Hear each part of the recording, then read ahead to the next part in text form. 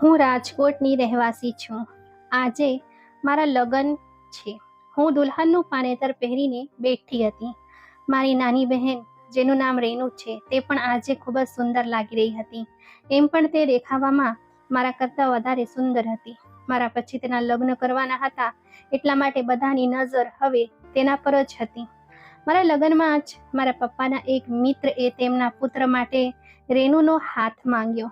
પપ્પાના મિત્ર અમારા ઘરે નિયમિત આવતા જતા હતા અને તેમના પુત્ર એટલે કે મયંકને રેનુ પહેલાથી જ પસંદ હતી. તેથી તેણે આ લગ્ન માટે હા પાડી દીધી. તો માં કહેવા લાગી કે રેનુ ખૂબ જ નસીબદાર છે કે તેનો આટલા સારા પરિવારમાંથી સંબંધ આવ્યો છે.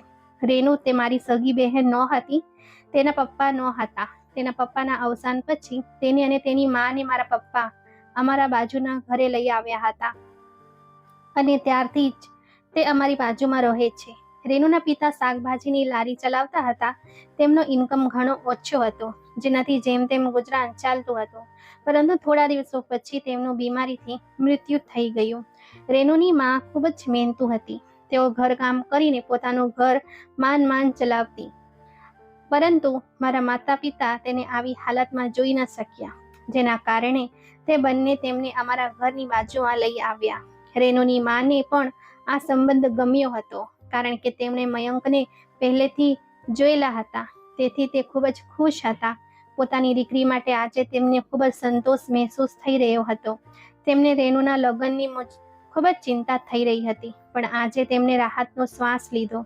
મયંક MBA કરતો હતો અને આ તેનું MBAનું છેલ્લું વર્ષ હતું અને તેથી જ તેની માં વિચારી રહી હતી કે અભ્યાસ પૂર્ણ થવાની સાથે જ તે બંનેના લગ્ન કરાવી દઈશું.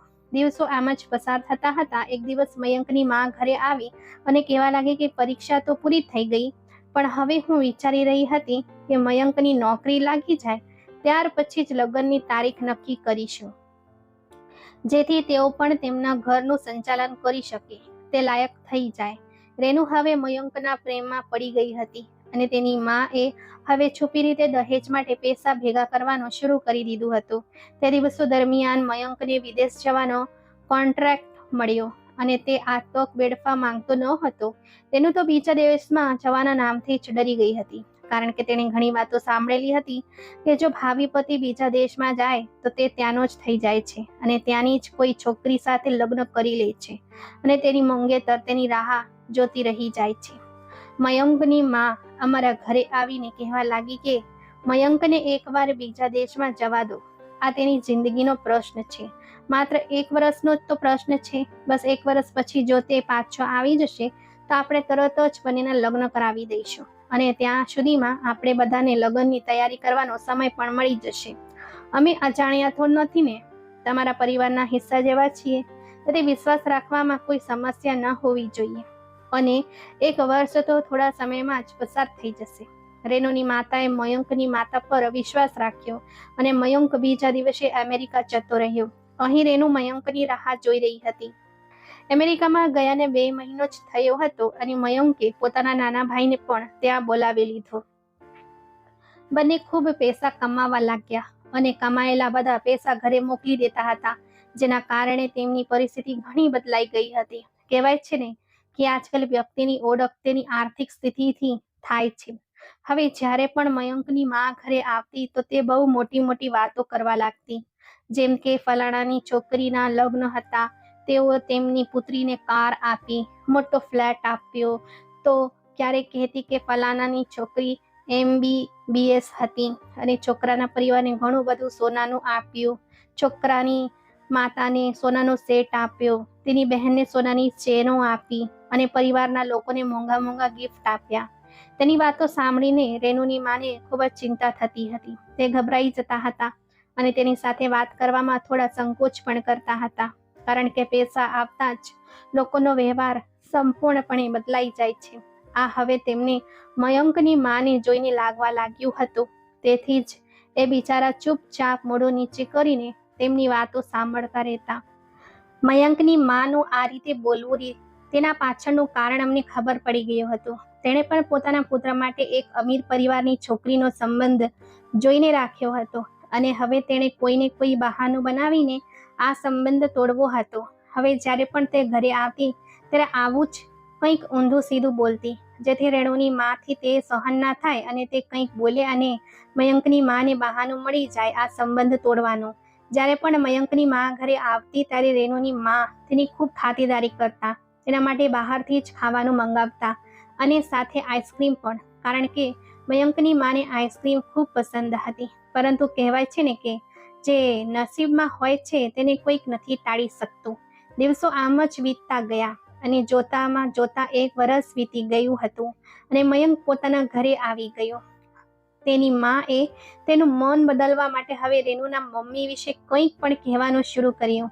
તે મયંકને કહી રહી હતી કે બેટા, જ્યારથી તું વિદેશ ગયો છે ત્યારથી રેણુના પરિવારના લોકો જુદી જુદી શરતો મૂકવા લાગ્યા છે. તેમના વર્તન પરથી તો મને એવું લાગે છે કે જાણે તેઓ તેમની દીકરીના લગ્ન કોઈ મોટા ઘરમાં કરવા માંગતા હોય.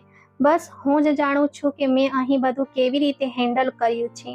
ત્યાર પછી મયંક કહેવા લાગ્યો કે માં, તું ચિંતા ન કર, હું કાલે જ જઈને તે લોકો સાથે વાત કરીશ અને જોઈશું કે તેઓ શું કહે છે. પરંતુ મયંકની માતાએ તેને અમને લોકોને મળવા ન જવા દીધો અને કહેવા લાગી કે અરે ના, તું કેમ વડીલોની વચ્ચે પડું છું? તું કંઈક બોલીશ તો ખબર નહીં વાત ક્યાંથી ક્યાં પહોંચી જશે. જો તેમની અમુક શરતો છે તો આપણે પણ અમુક શરતો મૂકીશું, જેથી તેઓ સીધા માર્ગ પર આવી જશે. અને જો તેમણે તેમની દીકરીના લગ્ન બીજે ક્યાં જ કરવાના હતા તો પહેલા જ આ સંબંધ માટે હા ન કહેવી જોઈતી હતી. હવે તો સગાઈ કરીને 1 વર્ષ વીતી ગયું હતું. હવે આ સંબંધ તોડવો કોઈ મજાક છે શું?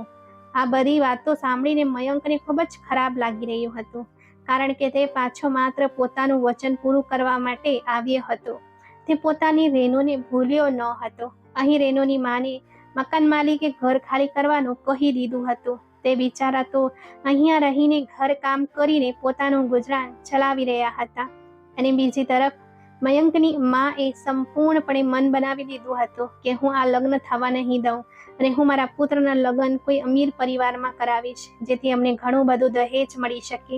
પરંતુ મયંક આ વાત માટે રાજી ન હતો. તે મનમાં ને મનમાં કહેતી હતી કે હું પણ જોઉં છું કે આ લગ્ન કેવી રીતે થાય છે. મયંકના આગ્રહ પર તેની મા લગ્નની તારીખ કાઢવા માટે પંડિતજી પાસે તો ગઈ, પણ આવીને રેણુની માને કહેવા લાગી કે અમારો હવે મોટો ફ્લેટ છે, તેથી હવે તમારે પણ મયંકને કોઈક સારી એવી લગ્નની ભેટ આપવી પડશે અને મને અને મારી દીકરીને કોઈ સોનાની ગિફ્ટ, નહીંતર અમારા સંબંધીઓ કહેશે કે અમે કેવા લોકો સાથે સંબંધ કર્યો છે, જે છોકરા અને તેના પરિવારને સારી ભેટ પણ નથી આપી શકતા. બિચારા રેણુની મમ્મી કંઈ ન બોલ્યા અને ચૂપચાપ બેસી રહ્યા. કહેતા પણ શું, તે બેચારી સ્ત્રીએ તો 1 રૂપિયો બચાવ્યો હતો પોતાની પુત્રીના લગ્ન માટે. મયંકની માના ગયા પછી રેણુનો ભાઈ કહેવા લાગ્યો કે માં, તું ચિંતા ના કર, ગામમાં આપણી જે જમીન છે ને તેને વેચીને આપણે રેણુના લગ્ન માટે પૈસાની વ્યવસ્થા કરી લઈશું. ત્યાર પછી આપણે બંને તો કોઈક પણ રીતે ગમે ત્યાં રહી લઈશું. જમીનના પૈસાથી રેણુની મમ્મીએ તે મા દીકરી માટે હલકી હલકી ચેઇન બનાવી લીધી હતી. બીજી તરફ મયંકની માતાનો તો અલગ જ પ્લાન હતો. મયંકને તો કદાચ ખબર પણ નહીં હોય કે તેની મા શું કારસ્તાન કરી રહી છે. ઉલટાનું દરેકને એવું લાગી રહ્યું હતું કે તેની મા જે કંઈક પણ કરી રહી છે તેમાં મયંક પણ સામેલ છે અને તે જ માને દરરોજ નવી નવી ડિમાન્ડ રાખવાનું કહે છે. હવે તો રેણુને પણ મયંક પર ગુસ્સો આવવા લાગ્યો હતો કે આખરે તે તેમની ગરીબીની કેમ મજાક ઉડાવી રહ્યો છે. મયંકની મા એ કંઈક તો દિમાગમાં વિચારી રાખ્યું હતું, જેને તે લગ્નના દિવસે અમલમાં મૂકવા જઈ રહી હતી. મહેંદીના દિવસે તે અમુક સંબંધીઓને સાથે લઈને રેણુના ત્યાં આવી અને તેમના હાથમાં એક ચિઠ્ઠી આપી અને બોલી કે પહેલા આ વાંચી લો, ત્યાર પછી જ મહેંદીનો કાર્યક્રમ શરૂ કરજો. રેણુની મમ્મીએ ચિઠ્ઠી ખોલીને જોઈ તો તેમાં એક લિસ્ટ હતી, જેમાં કાર, બંગલા અને એક મોટી જમીનની માંગણી કરી હતી. તો રેણુની મમ્મી કહેવા લાગ્યા કે બહેનજી, આ બધું શું છે? જો તમારે આટલું બધું જોઈતું હતું તો પહેલા દિવસે જ કહી દેવું જોઈતું હતું. આજે મારી દીકરીની મહેંદી થવા જઈ રહી છે અને તમે આ બધું હું ક્યાંથી લાવી શકીશ આટલું બધું? હવે તો લગ્નની કંકોત્રીઓ પણ વેચી દેવામાં આવી છે. શું તમે અમારી ઇજ્જત સાથે રમી રહ્યા છો? હું આટલા ઓછા સમયમાં ક્યાંથી લાવીશ આટલા બધા પૈસા? ત્યાર પછી મયંકની માતા કહેવા લાગી કે અમને ખબર પડી કે તમારી પાસે ગામની જમીન પણ છે તેને જ વેચીને આ બધી વ્યવસ્થા કરી દો. તે રેનુની મમ્મી કહેવા લાગ્યા કે બહેનજી, ગામની જમીનનો થોડો ભાગ વેચીને જ હું મારી દીકરીના લગ્ન કરી રહી છું, અને જો બાકીની પણ વેચી દઉં તો હજુ મારે મારા દીકરાના લગ્ન કરવાના છે. મારી વૃદ્ધાવસ્થા કેવી રીતે પસાર થશે? આ બધું પણ તો વિચારવું પડશે ને. તો મયંકની માં કહેવા લાગી કે ઠીક છે, તો એક કામ કરો, કાર બંગલો રહેવા દો. જે કપડામાં સાથે તમે તમારી દીકરીને મોકલશો અમને મંજૂર છે, પરંતુ બસ તમે એક કામ કરો કે તમારા ગામની જમીન જ અમારા નામે કરી દો. આનાથી અમે પણ લોકોને જણાવી શકીશું અને તમારી પણ ઇજ્જત બચી જશે. રેનુની મમ્મી આનાથી વધારે બીજું કંઈક સાંભળવાની સ્થિતિમાં જ ન હતા અને તેઓ રડવા લાગ્યા. મેં તેમને ચૂપ કરાવ્યા અને પછી અમે રેનુ પાસે ગયા. રેનુ પોતાની બહેનપણીઓ સાથે બેઠેલી હતી. મેં તે બધાને બહાર જવાનું કહ્યું અને રેનુને જણાવ્યું કે રેનુ, તારા થવાવાળા સાસુ પહેલા તો બંગલો અને કાર માંગી રહ્યા હતા, અને જ્યારે મમ્મીએ કહ્યું કે અમારી પાસે તે આપવાની ક્ષમતા નથી, તો તે કહેવા લાગ્યા કે તમારી ગામની જમીન તેમના નામે કરાવી દો. અને તે કહી રહ્યા હતા અમે તેઓ પણ લોકોને કંઈક જણાવી શકીશ. અને હવે તું જણાય કે તારો શું અભિપ્રાય છે? આ સાંભળીને રેનુને તેના થવાવાળા સાસુ પર ખૂબ જ ગુસ્સો આવી રહ્યો હતો. તેને જરા પણ ઉમ્મીદ નહોતી કે તે ભવિષ્યમાં તેમનો આવો રંગ બતાવશે. તે કહેવા લાગી કે હું જઈને તેમની સાથે વાત કરીશ. જો તેમને આટલું બધું જોઈતું હતું તો પહેલા જ કહી દેવું જોઈતું હતું. અને ઘરમાં આટલા બધા સંબંધીઓ આવેલા છે, તેમને હવે આપણે શું જવાબ આપીશું? રેનુ ગુસ્સાથી ભડકી ગઈ હતી. તેને જોઈને હું પોતે પણ ગભરાવા લાગી હતી. જેમ તેમ કરીને મેં તેને શાંત પાડી અને બીજા રૂમમાં જઈને અહીંયા જે કંઈ પણ થયું તે બધું મયંકને ફોન કરીને જણાવ્યું. તો મયંક કહ્યું કે આ વિશે તો માએ મને કંઈ પણ નથી કીધું, અને ના મને એ ખબર છે કે માએ કોઈ પણ પ્રકારનું પોતાની માંગણીઓનું લિસ્ટ બનાવ્યું છે. તો મેં મારા પતિને કહ્યું કે આપણે એકવાર મયંકને મળવું જોઈએ. મારા પતિએ તરત જ બાઇક કાઢી અને અમે મયંકના ઘરે પહોંચ્યા. અમે એ ચિઠ્ઠી મયંકને બતાવી અને કહ્યું કે તમારી માની આટલી બધી માંગણીઓ છે, અને જો અમે તે પૂરી ન કરી શકીએ તો તે રેનુના ગામની જમીન અમને તેમના નામે કરવાનું કહી રહ્યા છે.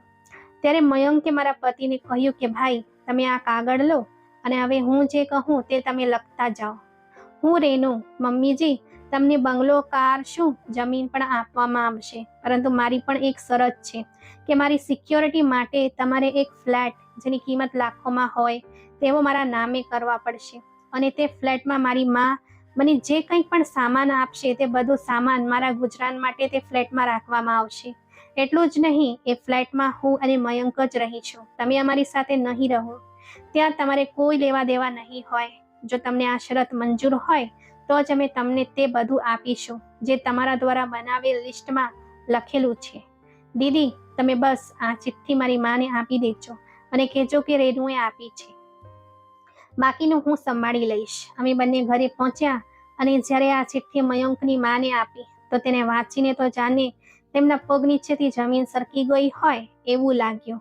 તેઓ ઝડપથી તેમના પુત્ર પાસે પહોંચી ગયા અને કહેવા લાગી કે આ જો બેટા, કેવી શરત મૂકી છે તે લોકોએ. અને મેં તને અગાઉ પણ કહ્યું હતું ને કે ખૂબ જ અજીબ માંગણીઓ તેઓએ કરી હતી, પરંતુ આ વખતે તો હદ થઈ ગઈ. કોઈ જરૂર નથી બેટા તેમની સામે માથું નમાવવાની. બસ હવે બહુ થયું. હવે મયંક પોતાના પર કાબુ ન રાખી શક્યો અને તેની માને હાથ પકડીને બોલ્યો કે મમ્મી, તે પણ તો એક લિસ્ટ આપ્યું છે ને તે લોકોને. રેનુની બહેન અને પતિ અહીં આવ્યા હતા અને તેઓએ જ જણાવ્યું છે કે તમે જે લિસ્ટ આપ્યું છે બસ એની જ તૈયારીમાં તેઓ લાગેલા છીએ. તો પછી તું શા માટે આટલી ચિંતા કરી રહી છે? આ સાંભળીને તેની માં કંઈ ન બોલી. અને માં, જો તેઓ ગરીબ હોવા છતાં પણ આપણી ઇજ્જત રાખવા માટે આટલું બધું કરી શકતા હોય તો આપણી પાસે કોઈ વસ્તુની કોઈ કમી નથી. તો આપણે આ ફ્લેટ રેનુના નામે કરી જ શકીએ છીએ ને. આ શું બોલી રહ્યો છે તું મયંક? શું આપણને રસ્તા ઉપર લાવવાની ઈચ્છા છે તારી? તો મયંકે કહ્યું, ચાલ માં, એ કામ કરીએ. ના તો આપણે તેમની પાસેથી કંઈક લઈએ કે ના તેમને કંઈક આપીએ. સીધી સાદી રીતે લગ્ન કરી લઈએ. તો તેની માં કહેવા લાગી કે મને તો મયંક શરૂઆતથી જ આ સંબંધ પસંદ ન હતો. એક કામ કરીએ, આ સંબંધ જ તોડી નાખીએ. એકવાર દરવાજેથી જાન પરત ફરશે ને તો આ બધાની અક્કલ ઠેકાણે આવી જશે. જોઉં છું પછી કેવી રીતે કરે છે પોતાની દીકરીના લગ્ન બીજે ક્યાંક. તો મયંકે કહ્યું કે મમ્મી, પરંતુ હું આવું કંઈક નથી થવા દઉં.